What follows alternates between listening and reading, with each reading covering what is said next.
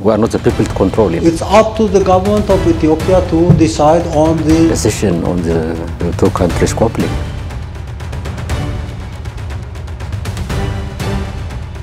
የሻዕቢያ ራስ አምልኮና ሀገረ ትግራይ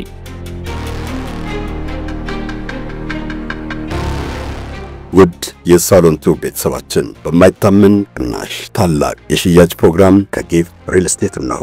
ቤት እንድገዛ ግን ያስገደደኝ ራሱ የሚሰራውን ስራ በማየት ፈልጌ ነው ራሴ ከደንበኞች በቀረበለት ጥያቄ መሰረት ለሁለተኛ ጊዜ በ85000 ካሬ ላይ ባረፈው ሁሉንም በአንድ ባካተተው ውብ የመኖሪያ መንደር ውስጥ በተለያየ የካሬ አማራጭ ለ5 ቀን የሚቆይ የሽያጭ ቅናሽ ዘመቻ ማዘጋጀቱን በደስታ ይገልጻል። እና ከጊፍት ሲገዙ ለምን እንደማያፍሩ ልጠይቅ።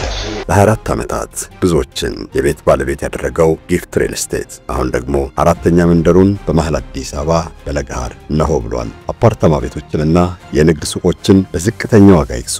የአፓርታማ ቤቶች የካሬ አማራጭ ባለ 1 መኝታ 65 ካሬ፣ ባለ 2 መኝታ 108 እና 141 ካሬ እንዲሁም ባለ 3 መኝታ 164 ካሬ ናቸው። በዚህ ቦታ ላይ በአጭርና በረጅም ጊዜ የሚያስረክባቸው አፓርትመንቶችና የንግድ ሱቆች ላይ በ5% ቅድመ ክፍያ 20 እስከ 30% የቤቱን ዋጋ ድርጅቱ ይሸፍንሎታል። በ85000 ካሬ ላይ ባረፈው ውብ መንደር ውስጥ 23000 ካሬ የሚሸፍን የራሱ ሰፊ መናፈሻ፣ የራሱ ትምህርት ቤት፣ የራሱ የጤና ተቋም አለው። 40/60 የባንክ ብድርም ተመቻችቷል። ሙሉ በሙሉ በኢትዮጵያ ብር ነው የሚከፈለው። በረጅም ጊዜ ከፍለው የሚያጠናቅቁበት ሁኔታም ተመቻችቷል። ፍላጎቱ ኢንቨስትመንትም ከሆነ በአጭር ጊዜ ትርፋማ ይሆናሉ። ለመመዝገብ ይፍጠኑ። ለተጨማሪ መረጃም ይደውሉ በ0909 04 0060 ወይ በ0993 62 05 03 አሁኑኑ ይደውሉ። We are not the people to control it. We are not the people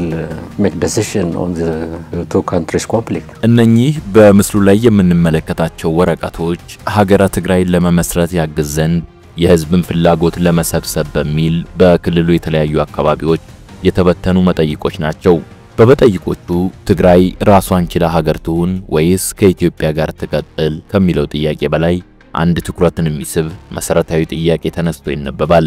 ይህ ጥያቄ የኤርትራ ህዝብ ከነጻነት በኋላ ተጠቃሚ ሆኗል ብለው ያምናሉ ወይ የሚል ሲሆን ምላሹ አዎ ከሆነ ኤርትራ ነጻ ሀገር በመሆኗ ምን እንደተጠቀመች በዝርዝር ያስረዱ ሲል ይጠይቃል።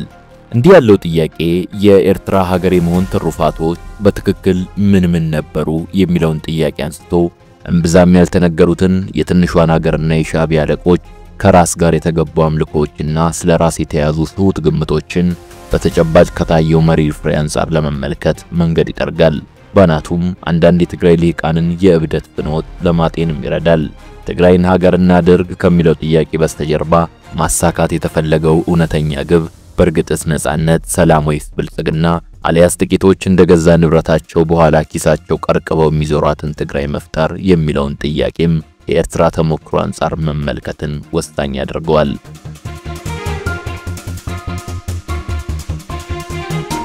የዛሬው የሳሎን ተረካችንም ካልተገለጡት የኤርትራ ገጾች ኤርትራን ለመሆን እስከሚዳዱት የመቀሌ ድምጾች ጠቃሚ አጀንዳዎችን ጠለቅ ብለን የምንመረምርበት ይሆናል። አብራችሁን እስከ ፍጻሜ ቆዩ።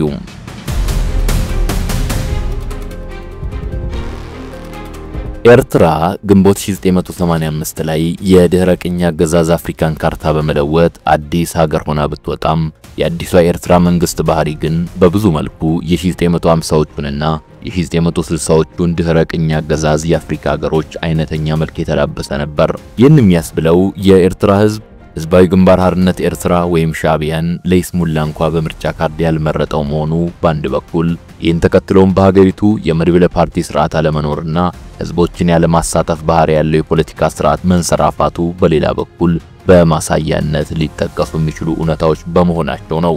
በዚህም ሳቢያ መንግስቱ የህዝቦችን ዲሞክራሲያዊ ተሳትፎ ከመንፈግ የተለያየ አስተያየት ወይም አመለካከት ያላቸውን በኃይል እስከ መጨፍጨፍ ለመጓዝ አፍታ አልፈጀበትም።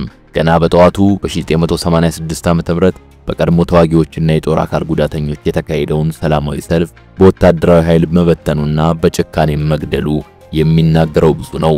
ከዚያ በኋላም ተቃዋሚ አንደበቶች በምድሪቱ በአሰቃቂ መንገድ ሲታፈኑ ቆይተዋል። በአፍሪካ አህጉር የተጀመረውን አዲስ ዝንባሌ ማለትም ህዝቦች ችግሮቻቸውን እንዲናገሩ የመፍቀድን አዝማሚያ በመጻረር የኤርትራ መንግስት ህብረተሰቡን ያላሳተፉ ፖሊሲዎችን ማውጣት የጀመረውም ወዲያው ነበር። አዲሱ አስተዳደራዊ መዋቅርም ፖሊሲዎች በዛሬቱ ኤርትራ የሚቀረጹበትንና የሚተገበሩበትን ኃይል የተቀላቀለበት አገዛዝ የሚያሳይ አይነተኛ ስዕልን የፈጠረ ነበር። በወቅቱ በአብዛኞቹ የአፍሪካ ሀገራት በተጨባጭ ወደ ብዙሃን ፓርቲ ስርዓትና ያልተማከለ አስተዳደር የማዘንበል ስሜት ቢታይም የበርካታ ብሔሮች ሀገር የሆነችው ኤርትራ ግን በአውራጃዎች የተከፋፈለች አህዳዊ ግዛት ሆና ነበር የታወጀችው። የኤርትራው መንግስትንና ሀገርን ከታች ወደ ላይ ሳይሆን ከላይ ወደ ታች በመመስረት ጊዜው ያለፈበትን ቀመር ለመከተልም ጥቂት እንኳን አላቅማማም። የስልጣን ክፍፍሉም ኤርትራ ለበርካታ ተቋማት ገንዘብ ለመመደብ አቅም የላትም በሚል ተልካሻ ምክንያት ቀረ። የብዙሃን ፓርቲ ስርዓት ደግሞ ሀገርን ለመመስረት እንቅፋት ነው በሚል ተንቋሸሸ። በዚህም ሳቢያ ለመብቱ ታገለ የሚባለው ህዝብ ዛሬም ድረስ ነፃ የሲቪክ ማህበራትን ምንነት የማያውቅ እንዲሆን ተፈረደበት።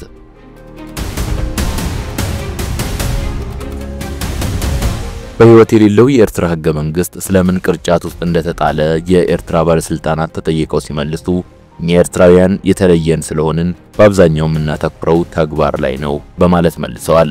የራስ ምስላቸውን ወደ ጎን ስተን የኤርትራ ባለስልጣናት ዲሞክራሲን ለምን እንደማያሰፍኑ ለሚቀርብላቸው ጥያቄ ሲመልሱ ዲሞክራሲ ከመተግበሩ በፊት አንዳንድ ቅድመ ሁኔታዎች መሟላት እንዳለባቸው በመናገር ውድቅ ሲያደርጉት ይሰማል። ጉዳዩ ግን በዚህ ብቻ ያበቃም። የኤርትራ መሪዎች የግል ዝናን ማስፋፋት የሚወዱ ይመስላሉ። አባታዊ አቀራረብ ላይ በማተኮር የህዝቡን የማሰብ አቅም ይገድሉታል። በዚህም ሳቢያ ልክ አልባ በሆነ ትዕግስት ህዝቡ መሪዎቹን እንዲከተል እንጂ ቅሬታውንና ሐሳቡን እንዲያቀርብ አንዲት ጋት እንኳን ቦታ አይተውለትም። በሌላም በኩል ህዝቡ በመሪዎቹ ታጋሽ ሆኖም በተአምራዊ ችሎታዎቻቸው ላይ ደግሞ ከፈጣሪም የላቀ እምነት እንዲኖረው ይነገረዋል። ለዚህም ይመስላል ኢሳያስ አፈወርቂ በአንድ ወቅት አካሄዳችን የኤሊ ነው በማለት ቡድናቸው ሻዕቢያ ዘገምተኛ ቢሆንም ምንጊዜም ውድድሩን በድል አድራጊነት እንደሚያጠናቅቅ ለህዝባቸው ንቃተ ህሊና በድፍረት መልእክት ከማስተላለፍ ያልቦዘኑት። ይህ አይነቱ አካሄድ ከእስርና ከማስፈራራት ጋር ተዳምሮ ህዝቡን እንዲያጎበድድና ከፍተኛ ዲሲፕሊን እንዲኖረው አስገድዶታል በማለት የጻፉ ምሁራን ያልጠፉትም ለዚህ ነው።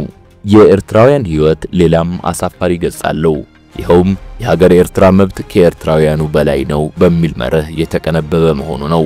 መፈክሩም ሁሉም ነገር ለሀገሪቱ ለግለሰቡ ግን ምንም የሚል ነው። ይህን ሁሉ ስናጠቃልለው የኤርትራ የሚባለው መንግስት ፈላጭ ቆራጭ በሆነው ወታደራዊ ድርጅት ሻዕቢያ ጥብቅ ቁጥጥር ስር የዋለ ሲሆን በስልጣን ላይ ያለው መንግስትም የሽምቅ ውጊያው እንቅስቃሴ ቀጥያ ነው ብሎ ማስቀመጥ ይቻላል። በእርግጥም ብዙዎች ወታደራዊ መንግስት በመሆኑ ስምምነት ላይ ይደርሳሉ። የሻዕቢያ አባል የነበሩት ዶክተር በረከት አብዱላሴ ገና በማለዳ የሳህል ወታደራዊ ባዜ አሁንም በኤርትራ መንግስት ላይ ገኖ እንደሚታይ ለማመን መገደዳቸውን ከማንም ቀድመው ይገልጹ ነበር። ጥይት መጮህ ባቆመባት ከ33 ዓመት በኋላ ባለችው የዛሬዋ ኤርትራ ግን መሪዎቿ አእምሯቸውን ከውትድርናው ህይወት ማላቀቅ አለመቻላቸው ትልቅ አያው የሚሆንባቸው በርካቶች ናቸው። በአጭር አማርኛ በሁሉም መልኩ የድህረ ቅኝ ግዛት የአፍሪካ መንግስት ባህሪ በአፍሪካውያን አይን ትርጉም የለሽ እየሆነ ቢመጣም በኤርትራ ግን ተንሰራፍቶ እስካለንበት ዘመን ድረስ ከመቀጠል አልተገታም። It's up to the government of Ethiopia to decide on the mechanisms and processes of implementing this arrangement. ይህ በኤርትራ አመራርና የሀገሪቱ ውስጥ ፖለቲካ ላይ ያተኮረ አጭር ዳራ ያስፈልገው በኢኮኖሚ ሁኔታና እንደ ኢትዮጵያ ካሉ ጎረቤት ሀገሮች ጋር በሚኖሩ ግንኙነቶች ላይ ተጽዕኖ ያለው በመሆኑ ነው። የአፍሪካ ቻርተር በግልጽ እንዳስቀመጠው ከአፍሪካውያን ኢኮኖሚያዊ ቀውስ በስተጀርባ ሁሌም ፖለቲካዊ ቀውስ አለ። በተጨማሪም በውስጥ ፖለቲካና በውጭ ፖሊሲ መካከል ጥብቅ ቁርኝት አለ። ከዚህም ባሻገር ደግሞ ያደረውን በትርክትና በውጭ ጦርነት አማካኝነት ኤርትራን በአንድነት የማቆም ፕሮጀክት ቀጣይነትን የሚያሳይ በመሆኑ ነው።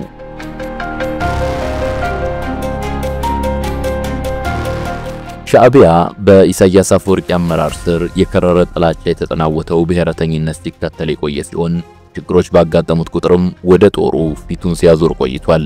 የጎሳ ፖለቲካ በቀጠናችን በተስፋፋበትና የኤርትራ መሪዎች ለዚህ ሁኔታ በተጋለጡበት ሁኔታ ወደ ውጭ ሊዛመቱ የሚችሉ ግጭቶች በተፈጥሯቸው ቀድሞ የማጥቃት አይነት ባህሪን የተላበሱ መምሰላቸው ተጠባቂ ነው። በሌላ በኩል ቀድሞ የማጥቃት ጦርነት በኤርትራ መሪዎች ግምት የኤርትራን ብሔራዊ ማንነት ለማጎልበት እጅጉን አስፈላጊ ተደርጎ ይወሰዳል። ይህ ስሜት ወደ አጥቂነት የተሸጋገረውም ቀደም ሲል በሚገባ የተቀረጸ የራስ ምስል በመኖሩ ነው። የራስ ምስሉ ደግሞ ኤርትራና ኤርትራውያንን ልዩ አድርጎ ያስቀመጠ ነው። በመሆኑም ከአዲሱ የኤርትራ መንግስት ፖሊሲ በስተጀርባ ይኸው የተሳሳተ የራስ ምስል ብቅ ይላል።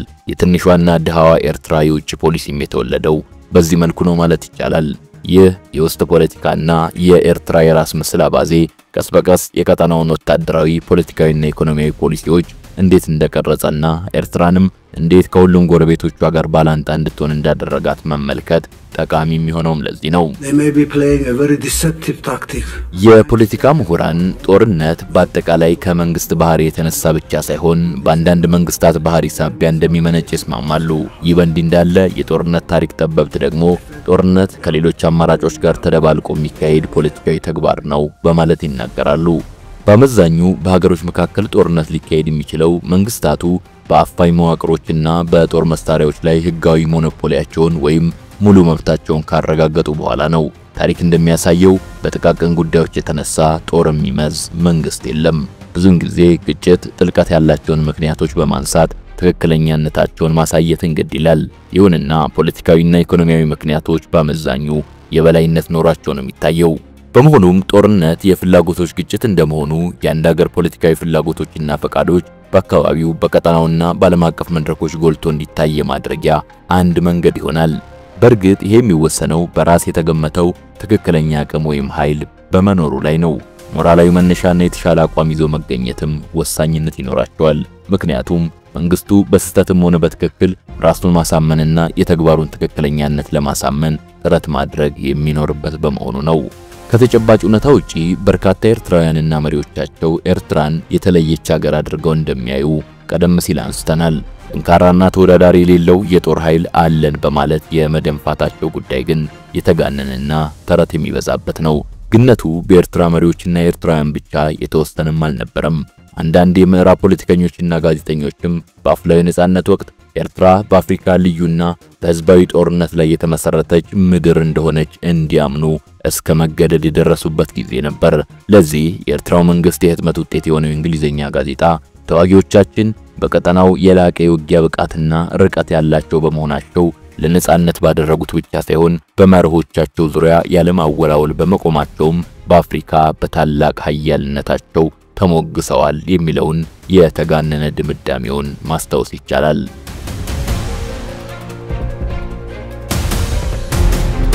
እንዲህ ያለው ሌሎች ላደረጉት አስተዋጽኦ ተገቢውን አክብሮት ያለመስጠትና እኛና እኛ ብቻ የሚል አባዜ ታዲያ በኤርትራው መሪ ጭምር በስፋት ይስተጋባ የነበረ ነው። ዓለሙ በሙሉ የኤርትራን ህዝብ በመቃወም ቢቆምም በድል አድራጊነት ወጥተናል ሲሉ የተደመጡበት ጊዜም በርካታ ነበር።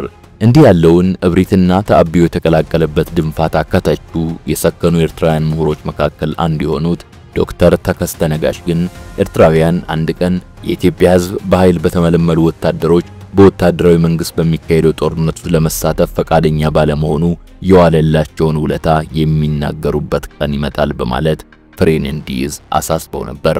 በተለይም የኤርትራ መነጠልን ተከትሎ ባሉት 7 እና 8 ዓመታት ብዙ ኤርትራውያን ይህን ሀቅ በመካድ ኢትዮጵያንና ዓለሙን በሙሉ በማሸነፋቸው ተአምር የፈጠሩ መሆናቸውን ይናገሩ ነበር።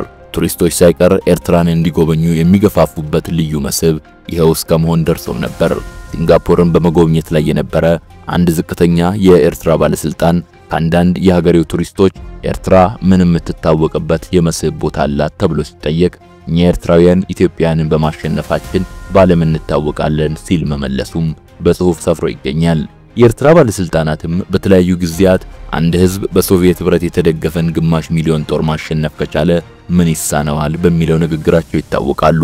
ደርግ ትቶት በወጣው የጦር መሳሪያም እስከ ቅርብ ጊዜ ድረስ መኩራራታቸውን ቀጥለውበት ነበር። እንግዲህ በዚህ አመለካከት ላይ በመመስረት ነው የኤርትራ መሪዎች የአፍሪካ ቀንድ ፖለቲካን ለመቀየር ኃይል መጠቀምን የጀመሩት።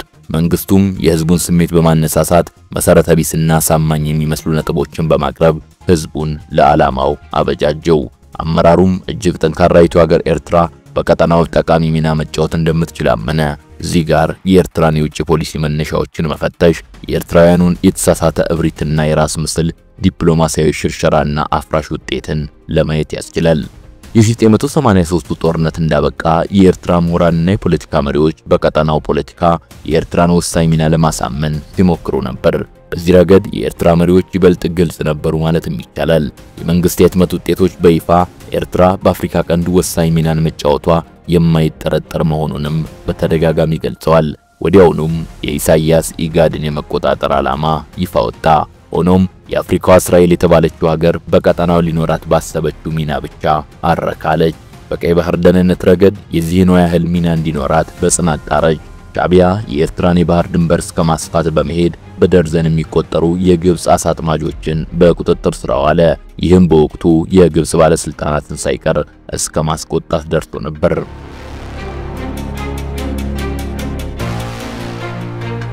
በኤርትራውያን መሪዎች እምነት ኤርትራ የአረቡና የእስላሙ ዓለምም እምብርት ናት። እዚህ ጋር ልብ መባል የሚገባው ነጥብ ቢኖር ልክ አሁን ላይ ያደረገች እንዳለው ያኔም ኤርትራ ከሁሉም የቀይ ባህር ተዋሳኝ ሀገራት በላይ የቀይ ባህር የደህንነትና የጋራ ትብብር እንዲፈጠር በጽናት ስትታገል ነበር። የኤርትራ መሪዎች ለሀያላን ሀገራት ሚና ተገቢውን ዕውቅና ሳይሰጡ የቀይ ባህር ሀገሮችን ደህንነት ሊጠብቁ እንደሚችሉ ለማሳመን ጭምር ሞክረውም ነበር። እዚህ ውስጥ ያለው ሀቅ ምንድነው ከተባለ የኤርትራ መሪዎች የራሳቸው ድርሻ የሆነውን የቀይ ባህር ክፍል ደህንነት በማስከበር ብቻ ሊረኩ ያለመቻላቸው ነው። የድሃይቱ ኤርትራ ቀዳሚ ትኩረት ቀጠናዊ ሚና መጫወት ነበርና ኤርትራ አዲስ ሀገርን ብትሆን ነፃ የሆነ የራሷን እርምጃ ለመውሰድ የምትችል መሆኗን ለማሳየት እየሞከረችም ነበር ተብሎ ሊተረጎምም ይችላል። ለዚህ አንድ ኤርትራዊ ዲፕሎማት የኤርትራ ፖሊሲ ከኤርትራ ድንበሮች ዘልቆ ወደ ኢትዮጵያ ይመለከታል፣ ከኤርትራና ኢትዮጵያ ዘልቆም ወደ አፍሪካ ቀንድና ከአፍሪካ ቀንድም ባሻገር አህጉሪቱንና ዓለማችንን በአጠቃላይ ይቃኛል፣ የህወሓት ፖሊሲ ግን ደረቅና እይታው ካፍንጫው ያራቀ ነው ማለታቸው አስረጅ ሆኖ ሊጠቀስ ይችላል። በእርግጥም የኤርትራና የኢትዮጵያ መሪዎች አንደኛው የልዩነት መነሻ ኤርትራውያን በቀጠናው የሚኖራቸውን ሚና በተመለከተ የያዙት ጭፍን ፍላጎት ነበር። የኤርትራ መሪዎች በተደጋጋሚ ለአፍሪካ አህጉር አመራር መስጠት በተሰኘው ፕሮጀክታቸው የኢትዮጵያ አቻዎቻቸውን ድጋፍ ጠይቀዋል። ምንም እንኳን የኢትዮጵያ ባለስልጣናት እንደ ቀልድ ቢቆጥሩትም የኤርትራ መሪዎች በግልጽ ከኢህአዴግ ድጋፍ ካገኙ አፍሪካን በሙሉ ማስተዳደር እንደሚችሉ ይናገሩ ነበር። ኤርትራ ልዩ ናት የሚለው ልክፍ በኤርትራ የውጭ ፖሊሲ ውስጥ በግልጽ መታየቱ የማያስገርመውም ለዚህ ነው። የውጭ ፖሊሲያችን ለሶማሊያ ሰላም ሊያመጣ ይችላል፣ የኤርትራ አቋሞች በዲሞክራሲያዊት ኮንጎ ሪፐብሊክ፣ በአንጎላ፣ በሩዋንዳ፣ በብሩንዲና በኡጋንዳ ተቀባይነትን አግኝተዋል የሚሉትና የመሳሰሉት የአፍላው ዘመን አነጋገሮችም የዚሁ ልክፍት ምልክቶች ነበሩ ማለት ይቻላል። የኤርትራው አመራር በጎረቤት ሀገሮችና ህዝቦች ላይ ያለው አስተያየት ደጋፊዎቹንም ሆነ ጠላቶቹን አያስገርምም። ስጋትን የተላበሰው ራስን የማሳበጡና የጎረቤት ሀገራትን ህዝቦች ቆራጥነት የማጣጣሉ ተግባርም ዛሬ የጀመረ አይደለም። የኤርትራ ባለስልጣናት በጎረቤቶቻቸው ሀገራት በሙሉ ፖለቲካዊ ክፍተት ስለመኖሩ ሲያምኑ ቆይተዋል። ሱዳን ያልተረጋጋች እንደሆነች፣ የመን በተለያዩ ተቀናቃኝ አካባቢ ጦረኞች እንደምትተዳደር፣ ጅቡቲ የተስፋ ቢስ ህብረተሰብ ጥርቅም እንደሆነች፣ ኢትዮጵያውያን ደግሞ ተከፋፍለዋል ብለው ማመን የጀመሩት ዛሬ ሳይሆን ገና ከጥንት ነው። ከዚያም እርቅ ለማውረድ በሚል ሽፋን ከ1984 ጀምረው በሁሉም ጎረቤት ሀገሮቻቸው የውስጥ ጉዳይ ጣልቃ መግባት ጀመሩ። የጣልቃ ገብነቱ ልምምድ ያነጣጠረው የእነዚህን ሀገራት የውስጥ ችግሮች ለጥቅማቸው በማዋልና ዲፕሎማሲያዊ አቋማቸውን በማጎልበት ላይ ነበር።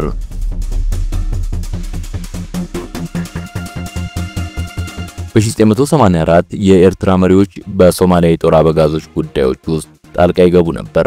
ቀጥለው ደግሞ በየመን እርስ በርስ ጦርነት ውስጥ የሰሜኑን አንጃ በመደገፍ ተሳተፉ። ከቀይ ባህርም ባሻገር የአካባቢ ፖለቲካ ሊቀይሩ እንደሚችሉ ማረጋገጡ። በጅቡቲም ላይ የተፈጸመው ተመሳሳይ ነበር። በመንግስቱና በተቃዋሚዎቹ መካከል ይካሄድ የነበረውን ድርድር ለማፋጠን በሚል ሰበብ ተቀባይነትን እንዲያገኙ ተጽዕኖ አደረጉ። ግጭቱን ግን እያባባሱት ነበር። በኢህአዴግ ኦነግ ግጭትም ወቅት የነበራቸው ፖለቲካዊና ዲፕሎማሲያዊ ሚና እጅጉን ግልጽ ነበር። ወደ ሱዳንም በመቀጠል የአስመራ ባለስልጣኖች በካርቱም ተቃዋሚዎች አማካኝነት የሀገሪቱን መንግስት እንደሚገለብጡ በግልጽ ተናገሩ። በዚህ መልኩ በቀጠናው የበላይ የመሆን ፕሮጀክታቸው ራሳቸው በሳሉትና የኤርትራ ጎረቤቶች የተከፋፈሉ ናቸው በሚለው አስተሳሰብ ተጠናከረ። ቁልፉ ጉዳይ ግን ኤርትራ የተለየች ነች የሚለው አባዜ ነበር። የኤርትራ መሪዎች በጎረቤት ሀገሮች ከሚታዩት ፖለቲካዊ ልዩነቶች ጥቅም ማግኘት ሲሳናቸው ሁሉንም ማለት ይቻላል ወደ መውቀሱና ወደ መክሰሱ ገቡ። በተለይም በአንድ ሀገር ውስጥ ተሰሚነት እንዳይኖራቸው ጋሬጣ የሚሆኑባቸው አካሎች ዋነኛ ኢላማዎቻቸው ነበሩ። በመሆኑም በመንግስታቱ ላይ በጸረ ኤርትራዊነታቸው የተፈረጁትን ሰዎች ከስልጣን እንዲያስወግዷቸው ተጽዕኖ ለማድረግ ሞከሩ። በአጠቃላይ ኤርትራዊው እብሪት በሉዓላዊነትና በሀገራት የጋራ ትብብር መካከል ያለውን ልዩነት ተገንዝቦ አያውቅም። ይልቁንም ክሶቹን በጎረቤት መንግስታት ላይ ለሚካሄዱ የጥላቻ ፖሊሲዎች መሸፈኛነት ያውላቸው ነበር። ይህ በጅቡቲና በየመን በተወሰነ ደረጃም በኢትዮጵያ ላይ ተግባራዊ የሆነ ነው ማለት ይቻላል።